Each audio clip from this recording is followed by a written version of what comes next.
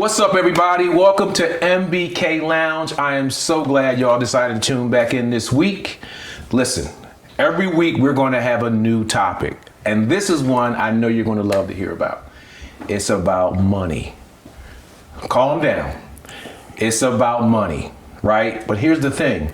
It's something that we all want to have so much more of, but the problem is sometimes when we have a lot more of it, we do all kinds of things that we don't always keep what we got.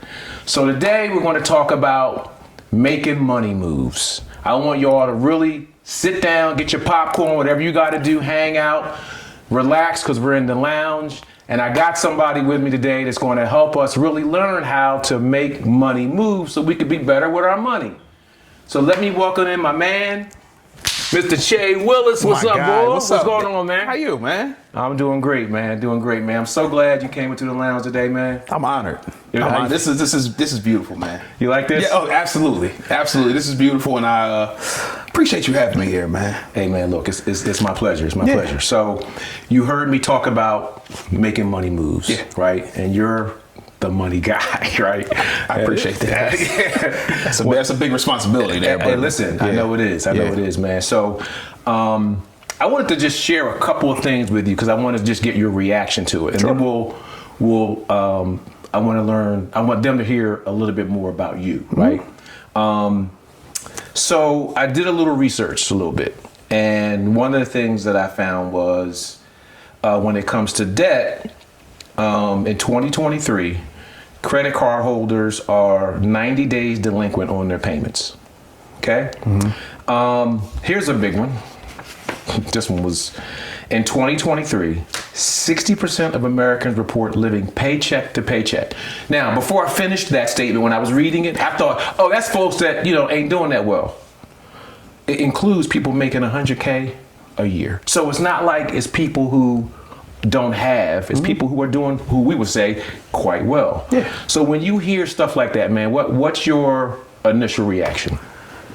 My initial reaction is it's sad, man, because you would tend to think that if you're making more money, then you're going to be doing actually better off instead of looking better off. Right. And I think also a lot of us are making a lot more money than our parents have ever made. Right. So what that means to me is they grew up away. They didn't have a lot of things growing up. So they're trying to make up for lost times. So they're trying to, because they couldn't get the sneakers, they couldn't go on the trips and different things of that nature, they're now trying to do all those things, and they're swiping credit cards, and they're getting into this pattern of I have to look good, and then they get into financial trouble as a result of a perception of them looking away. So here's what's funny, guys. It's almost like you was cheating off my paper. I didn't look. I promise, teacher, I didn't look. No, it's all good because you talked about the spending, right? So I did a little more research, right? So one of the things that I found was they said that, and this is all 2023, so this is like now, this ain't 1968. 37% of Americans spend above what's recommended, right? Which is 30% of your income. Here's what I thought was interesting. You talk about people want to look good. Yeah. When it comes to cars, the average car note is $736 a month. Hold on. 1 in 6 is paying $1,000 a month. I know my parents didn't have $1,000 a month for a car. No. Right? Yeah. So it goes back to what you said a few minutes ago about the way they grew up. Yeah. It's crazy, man. And really, if you really think about it, like we buy all these nice things, and I feel like it's a pride thing more so because you're like you buy the things, you're like, oh, I'm gonna kill him with this. I'm gonna kill him with, and then you go out, you walk out, oh, that's a nice car, or oh, those are some nice sneakers. But at the end of the day, after you get the compliment, then what? Like nobody really cares what you have on. Oh, like if you really think you just messed me up. It's true though. It's true. Like nobody really like what you have on has really no effect on me. However, it can inspire me. Right. But I have to go about it the right way to get it and to make sure that I'm setting my family up for the future as well. And I think that's the part that we miss out on. Yeah, because I just thought about, something I bought recently, and it'll be cool and somebody might like it. Yeah. But now I'm like, after they say they like it, it's like, that's it. Yeah. Now what? Yeah. So you talked a little bit about growing up, right? So now I want people to get to know you a little bit, right? So because unbeknownst to some of the people that are watching, they don't know that you do a lot of financial help and counseling and that kind of stuff. And we'll get to that. Yeah. But you weren't always who you are today. No. At all. So talk a little bit about what it was like for you growing up financially, like what you learned, what you experienced. Talk a little bit about that. All right, so just a little bit about me. I grew up in a small town called Ardmore, Pennsylvania. I call it the A. You know what I'm saying? But Calm people, down, Atlanta. People from Atlanta, they get upset. Calm They're like, down. you're not from the A. Yeah. That's not the real A. Like, y'all be all right. That's right, Y'all be that's all right. But I grew up in a small town called Ardmore, Pennsylvania. So if nobody knows that, it's a little town outside of Philadelphia. I went to Lower Merion High School. I went to school with Kobe Bryant, right? And although you may say, oh, well, you went to Lower Merion, it's an affluent area, I didn't live in an affluent house. There was a lot of areas of opportunity for us to be financially in a better place, I'll say. Okay. I'm not gonna say we were poor. Okay. It was areas of opportunity for us to do better. So when I went to school, I saw abundance. I saw cars. I saw like kids were getting their cars. They were getting like Acura Integras, which were big back then, in the 90s, giving them cars. They were going to like these fancy schools and things like that after graduating. But I didn't see that.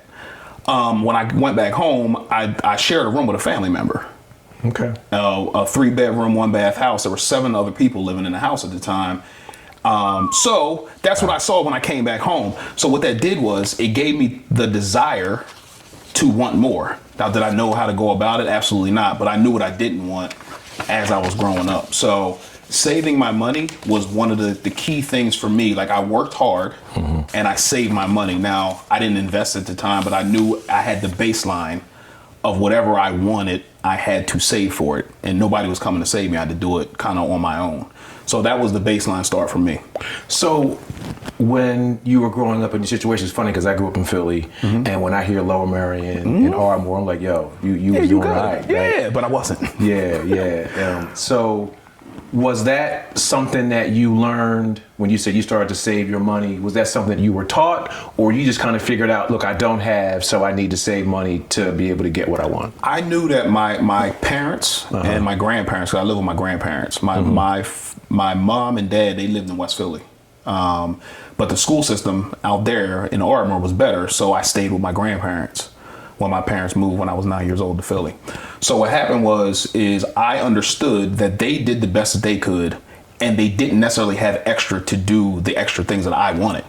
So I had to work to get the things that I wanted. Sometimes I was in high school working 2 jobs to get the things that I wanted. I wanted a car. So I knew if I wanted a car, I had to save for it. So that's where my journey started. So, all right, so you saved money, had good work ethic, right?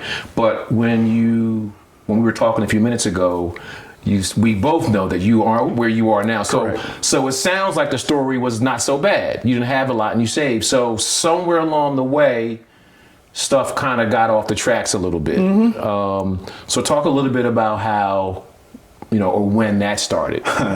So, okay. Got a chuckle at that. Yeah, it was funny, man, because I started working right out of college. I went to Cheney University. Shout out to CU. We outside, you know what I'm saying? But I started working, and I was making $28,000 a year, killing them. You know what I'm saying? Making a ton of money.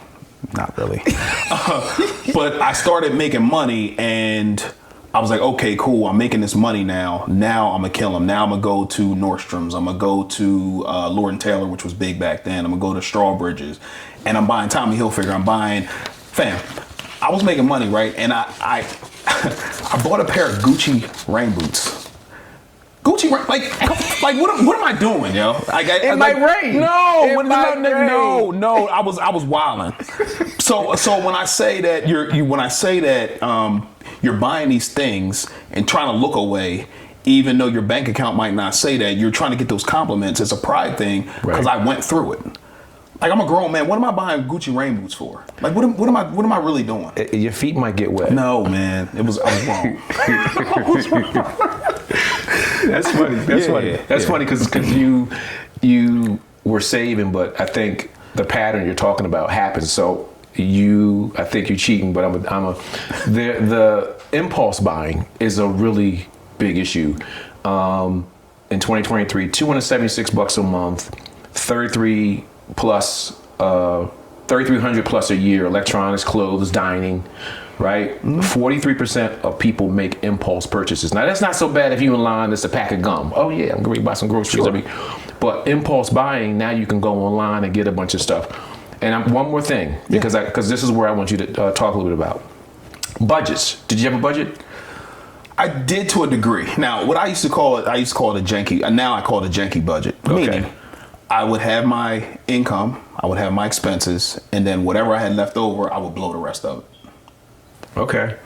So what I did was, that's what I would go shopping with.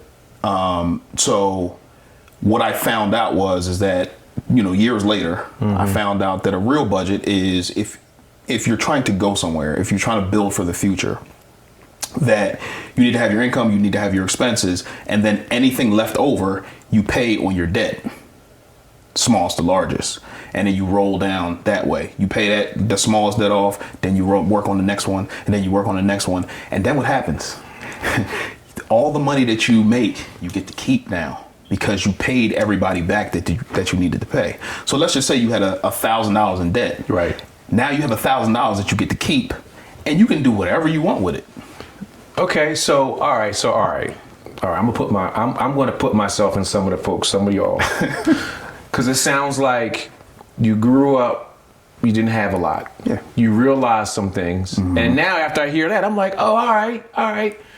But I know in there some things happened. There was a wheels come off episode. There was something had to happen where you said, I can't keep doing this. Now, I don't know if it was the boots, but when you look back, right? Because I don't want you to rush to Che Willis now. Yeah. Because there's some folks who really need to know, like, what did you have to experience to say, okay, I got to do something different? Yeah.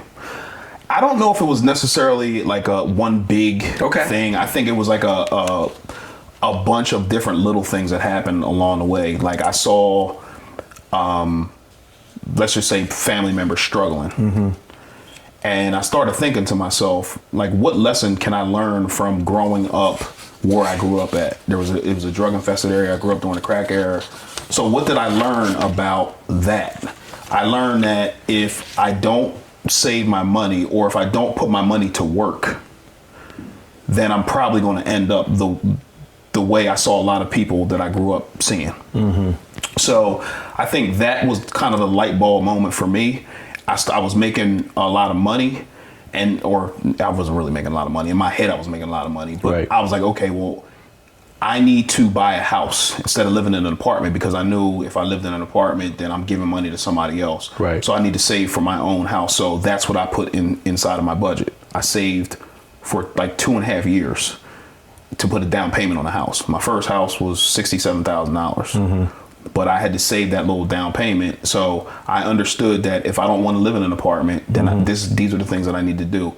If I don't want to, struggle financially, I need to save. So it was more so, I think God kind of implanted that in me to see, like, even though it didn't feel good growing up, a lot of the ways that I grew up and seeing the things that I saw, but giving me wisdom to see, okay, well, if you don't like what you saw, then maybe you need to do the opposite. Right. And I think a lot of those things that I saw, it was like, okay, I don't need to do that. Okay, I don't need to do that. Okay, maybe you need to slow down on doing this.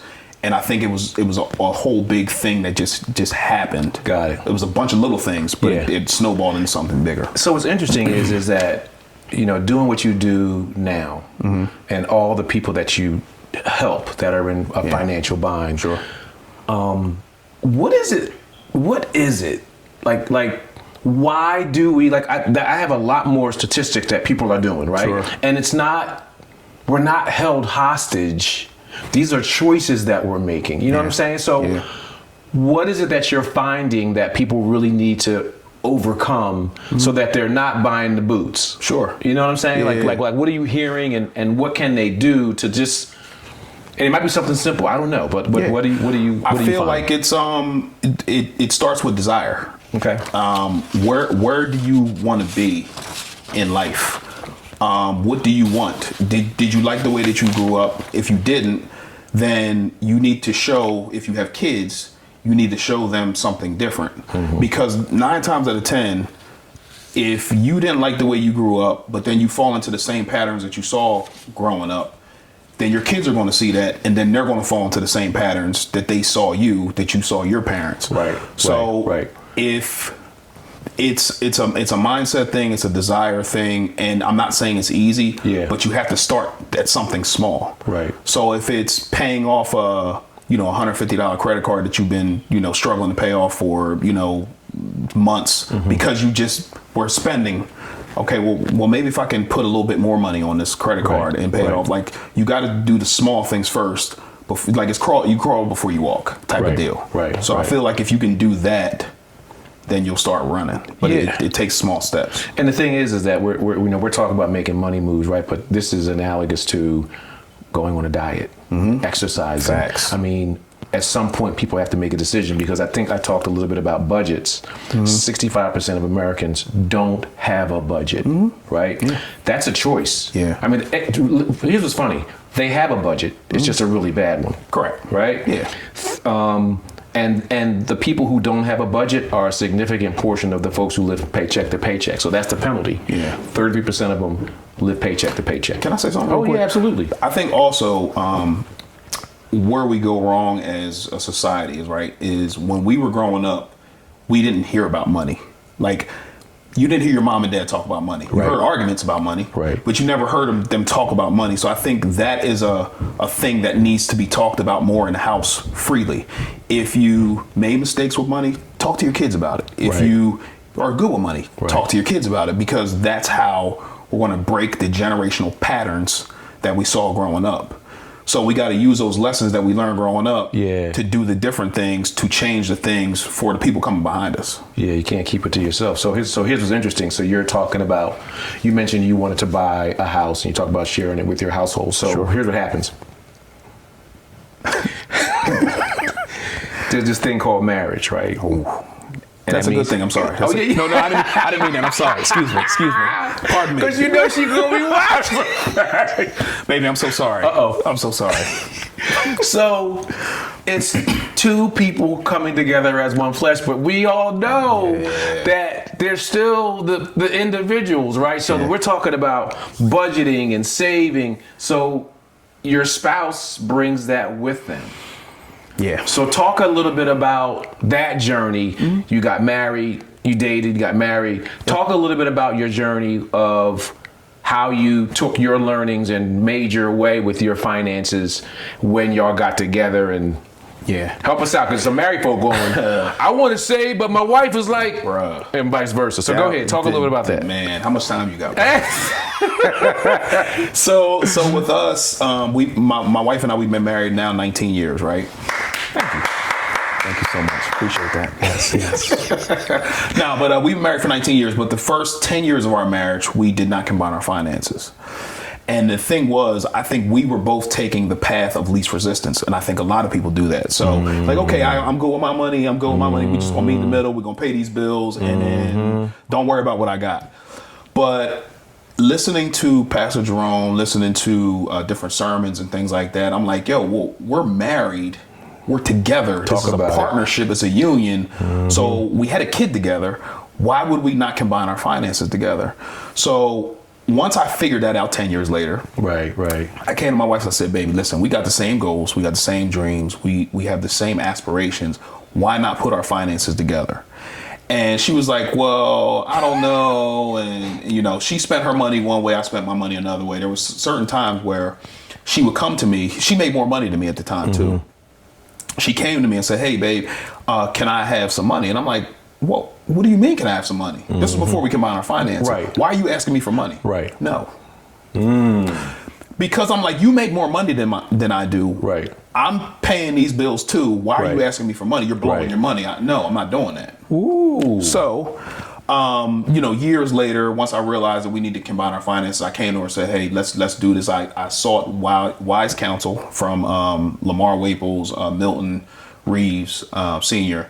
We talked about different ways that they did it, and I came to her and said, "Hey, I think we need to do this." Yep. Once we made the decision to do it, we were out of here, paying things down left and right. Like her car got paid off, her student loans got paid off.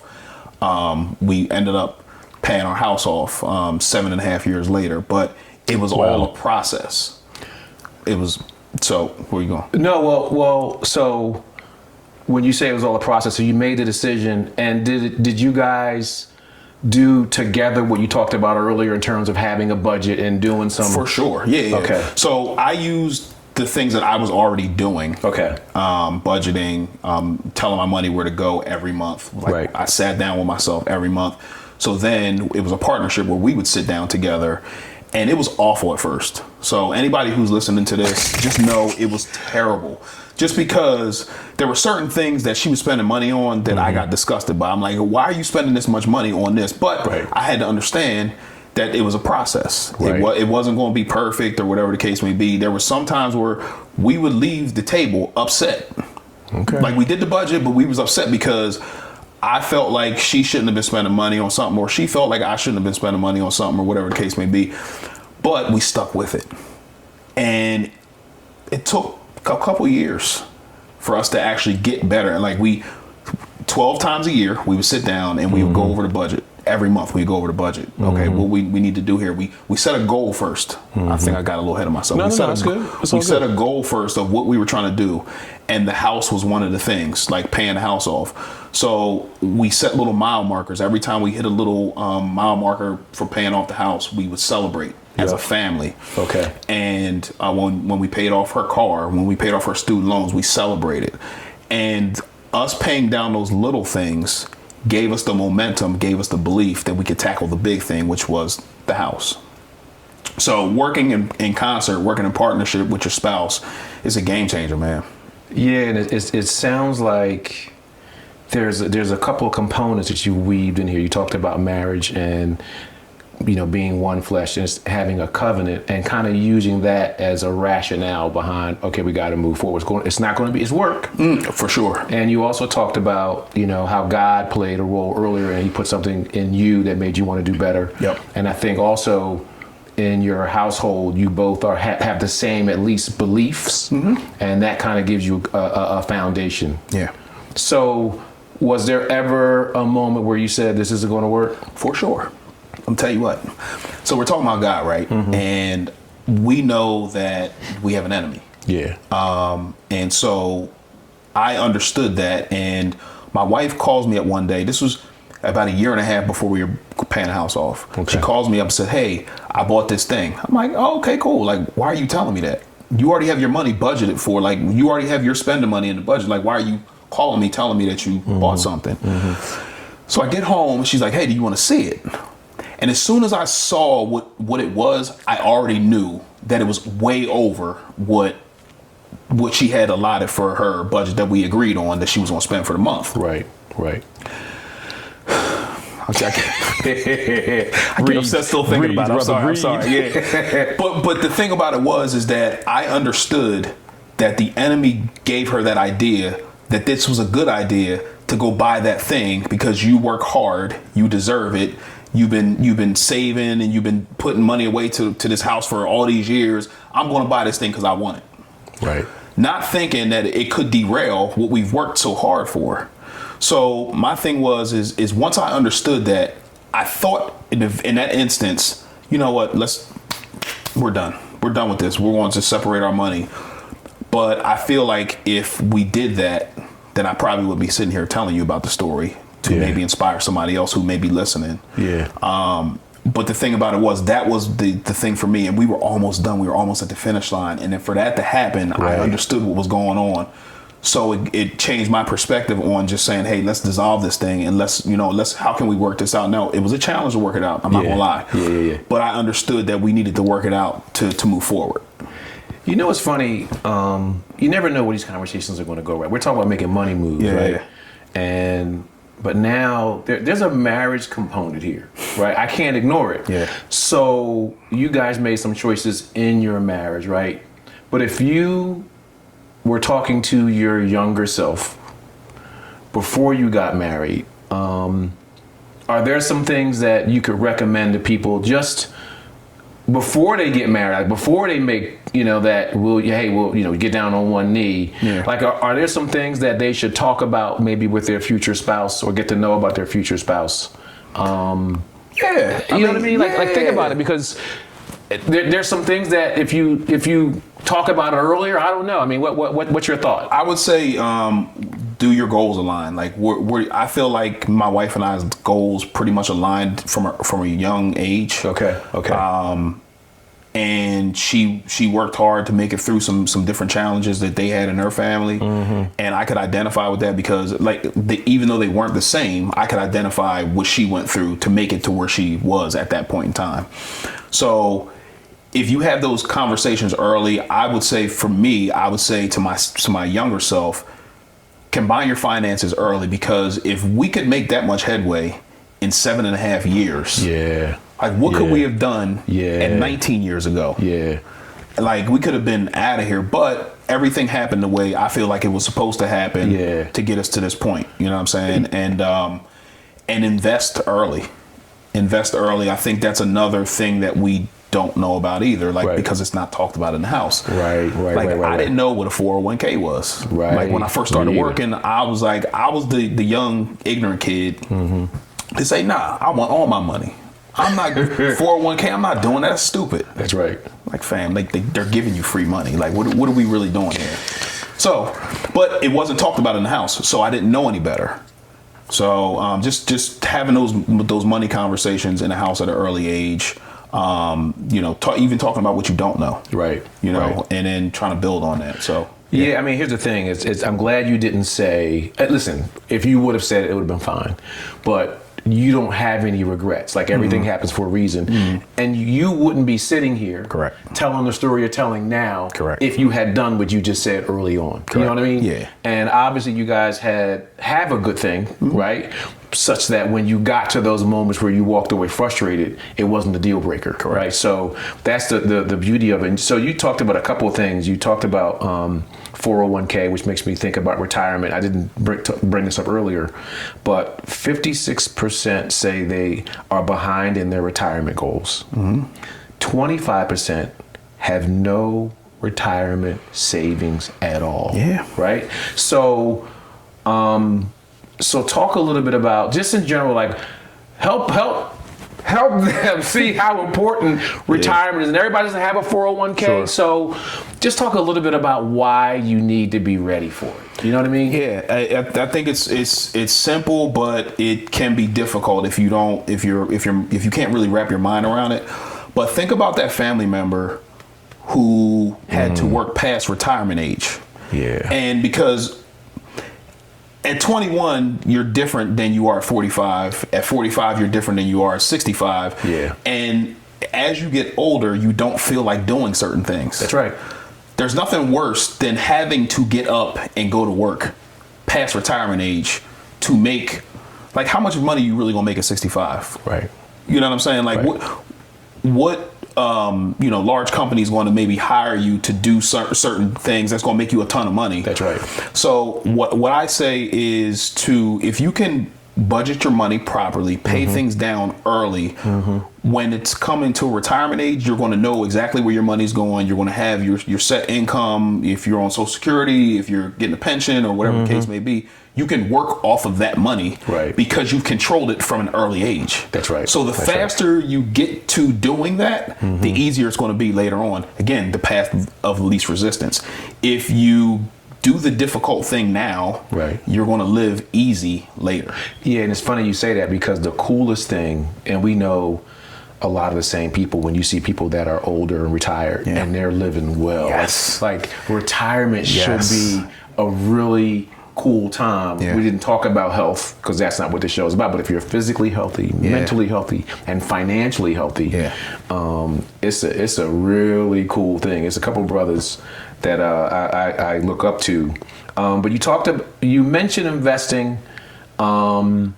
And you talk about, putting your money in places and nothing specific, but talk a little bit about investing. But I also want to throw in investment clubs right now, because sometimes that could be a way to, pool money to invest in things. So just talk a little bit about investing and how you've seen it help. Man, this is. I'm trying to. I know it's big. That's a big one. I'm gonna try to be as short as possible with this answer. But when I was 21, I feel like God put it in my heart to want to be able to retire by the time I'm 45. I'm 45 now. The way I was going to do that was through real estate. Okay. So I invest in real estate, and my thing was to use other people's money to buy a house every year, basically. But what I realized is that, like, if you get a mortgage on a house and then you're only profiting after you get rent from the tenants or whatever, you're only profiting, $300. $300 is not really moving the needle. Now, if you have a repair that needs to take place, right, and that may wipe you out, all of your profits out. Right. So again, it goes back to the budget. If you can take that money and then pay the house down, you own it outright. You get to keep all the money that you get to make, all the money that you make. Then you can reinvest that money back into another property, and then reinvest that money back into another property, and then build that way. And then by the time you retire, you own these properties free and clear. You can just sit back and then do the things that you want to do. Now, it's now I understand that may not be the easiest thing to do. No. But just different strategies that you can do as an investor to do, or you can invest in the stock market. Like 401k investing is a great thing that you can do with your company, right? But you can do the same thing if you're investing on your own. Meaning that if you like the beautiful thing about the 401k is that you're investing consistently, right, every week or every 2 weeks, whenever you get paid. Right. You can do the same thing on your own. See, a lot of people don't know that. A lot of people think that, well, Che is sitting over there on that chair and he got a job where, and what you're saying is, no, I don't have to depend on a company. I can do this on my own. Well, if my company's watching, then just. I'm okay where I'm at, okay? Just in case. He's just talking to us. He ain't talking about. But nah. That's funny. But go ahead. But what I was gonna say is that so with the real estate, I figured out just through trial and error that when I was investing in the real estate, I would take the money, the profits from the rents, and I would put it into the bank. We all know that the bank is not really going to give you any type of return on your money, right? No. So I made a lot of bad decisions investing in the stock market, pulling my money out early when I saw my account going down. But then I realized what I was doing wrong. I learned the lessons, and, losing, $300 here, $200 here, bumping your head that many times. Like, I'm cool. I understand what I did wrong. So now, instead of putting the profits from the real estate into the bank, now I'm putting it into the stock market, and then once it grows to a certain spot, I'm going to pull that money out and then buy more real estate. So all that money is just going to constantly get reinvested, but it all started with me being able to budget my money from my secular job. So I don't necessarily need the money now for the real estate and the stock market. I can use that for retirement. So when I'm ready to walk away, I have that money sitting there. Yeah, and the reason why I brought up investment clubs, right? And I think most of your experience has been on your own, right? Which is fine. Yeah. But I know people who have done investment clubs either in the stock market, or they pool their money and buy property. Yeah. What's your thought on? I mean, I think that might be a way for some people. For sure. They're like, yo, I don't have a whole lot, but if you get a bunch of people together that don't have a whole lot, then they can easily. Is that? I want to say something real quick about what you said. I don't want people to think that in order to make a lot of money, you need a whole lot, right? Because you don't. I don't want that. I don't want people to think that. Like, you just need to be consistent. So when you start making more money, you can invest more money. But as far as the investment club goes, I think that's a way for you to make money as well. I have a partnership with a bounce company. It's called Legacy Bounce Company, and then we have an inflatable. And there's a few guys got together. We pooled our money together, and we ran inflatables. So that is a small thing to get us to the bigger goal, which is to buy properties and buy, different things of that nature. So you can definitely do that as well, but you gotta make sure also that you got the right people, like-minded people that you can trust. And then get together and put the paperwork together. If you need to get lawyers involved and all that stuff, just to make sure that everything's straight, do that. But that is definitely another way to pull your money together to increase it. Yeah, and I'm glad you said that, because I think just like earlier with marriage, right? Which is a whole nother show within itself, but you can see how doing what you need to do up front with the person you're going to spend the rest of your life with, right? Now we're talking about investing and pooling money. You got to make sure that those people too are like-minded, have the same kinds of goals, and you might have some bumps in the road. You might have to involve lawyers or whatever to come together, but it can be done. So a couple of things. If there were just a few things that you wanted people to walk away with this whole idea of, making good money moves, that's really what this is about. Sure. What are some things that you would say, hey, look, if you get nothing else, here's a couple of 3 things that you should really think about doing? Could be 5 things, but it's okay. I would say first it starts with, where do you want to be? Because where I want to be is going to be different from where you want to be. And financially, if you're not where you want to be, or you're not taking the steps to get to where you want to be, start small and figure out, okay, well, do I need to spend less than I make? Do I need to pay down just one little thing to get me to the bigger thing so I can get to keep more money and then invest the money? Starts with desire, then start small. Start small, because I think a lot of people think, again, like I said earlier, you think that in order to make a big increase in your investments, you have to start with $10,000, $15,000. No, it doesn't start that way. Right. You can start with 25. You can start with 30. But if you're consistent, that's number 3. If you're consistent at the things the plan that you put together, then you can apply that to money. You can apply it to weight loss. How do I know? I mean, I know because I've done both. That's right. The weight loss thing and all that. That's a whole other show. Yeah, that's a whole nother thing. And I ain't got to see the picture because I didn't believe you. Yeah, you don't want to see Chunky Che. You don't want to see Chunky Che. But I like Chunky Che. Nah, I didn't. And my doctor didn't either. Just be consistent, man. If you can start just a consistent routine, I don't want to overwhelm people, but if you can start with those 3 things, consistency being the heart of it all. If you can just be consistent with anything, if you can be consistent in budgeting, if you can be consistent in putting the money away or paying things down, by default, you will have more money. Yeah. And I think too, the decision that you have to make up front to do those things is a big part of it, because people think it's not a pill, it's not a shot, even though a lot of times there's some things out there where people feel that's all they got to do. There's just a lot more to it, and it does start with a decision. I know if I were watching, I'm here with you, but I would be saying, okay, I got it.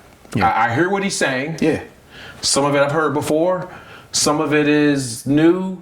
I know I got to make a decision, but I kind of like what Che was talking about, but I want to get some more specifics, right? Because there's so much more. Because earlier you said how much time we got. Because the reality is that this is really about the mindset and some things that they can do. But I know that there's somebody out there that wants to hear more, and I want them to have access to you. So if someone was interested in reaching out to you, how would they do that? Email, name, title, whatever it is. Put it out there. So, listen up, y'all. Listen. So for the free information, I have a podcast called Wealth is a Journey on YouTube and on all streaming platforms as well. If you want to work with me directly, I have a website, wealthisajourney.com. There's free digital products on there. Well, there's a free budget worksheet. There's digital products on there, and then we have one-on-one sessions that we can talk one-on-one, We can do a free discovery call to see exactly if we're a good fit to work with each other, because I can't work with everybody, and everybody doesn't want to work with me. And I understand that too. Listen, I'm not everybody's cup of tea. I know it's shocking. I get it. But nah, just if you do want to work, if you do want to change things for your family, I love doing this. I love talking about finances. I nerd out talking about finances, and getting people to their desired result, I feel like is a gift of mine. And so that's awesome. Yeah, so that's awesome. Let's work. All right. Hey, Che, My man, guy. I am so glad you came into the Yes. lounge, man, and it's been a pleasure. Thank you, man. Thank you, man. This is beautiful, man. Thank you. Family, listen up. I am so excited you came into the lounge today, MBK Lounge, and we talked about making money move. So now it's on you. Che put it out there. He made it clear. And so now there's no reason why you shouldn't be in a different spot. On top of that, if you need more, you could actually reach out to Che. So this is what this show is about. It's about giving you what you need in a way that I hope is palatable. So y'all have a great week. Be blessed. And I see you next time in MBK Lounge.